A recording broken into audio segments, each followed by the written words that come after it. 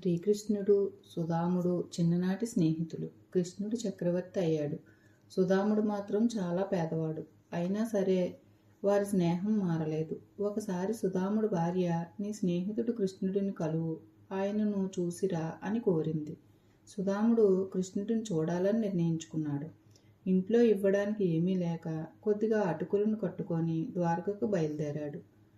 ద్వారకాలోని వెళ్ళిన సుదాముడిని చూసిన కృష్ణుడు ఎంతో ఆనందపడ్డాడు. తన సింహాసనం మీద నుంచి లేచి వచ్చి సుదాముడిని ఆలింగనం చేసుకున్నాడు. అతని కాళ్ళు కడిగి గౌరవించాడు. సుదాముడు తెచ్చిన అటుకులను ఎంతో ప్రేమగా తీసుకొని తిన్నాడు. సుదాముడు ఏమీ అడగలేదు. కానీ తన స్నేహితుడి పరిస్థితి కృష్ణుడికి తెలుసు.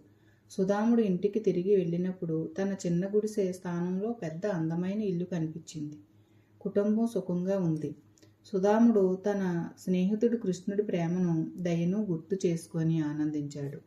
ఈ కథలో నీతి ఏమిటంటే, నిజమైన స్నేహం ఎప్పటికీ మారదు. ప్రేమతో, విశ్వాసంతో ఉన్న స్నేహితులు జీవితాన్ని సంతోషంగా మారుస్తారు. ప్లీజ్ సబ్స్క్రైబ్ చేసుకోండి.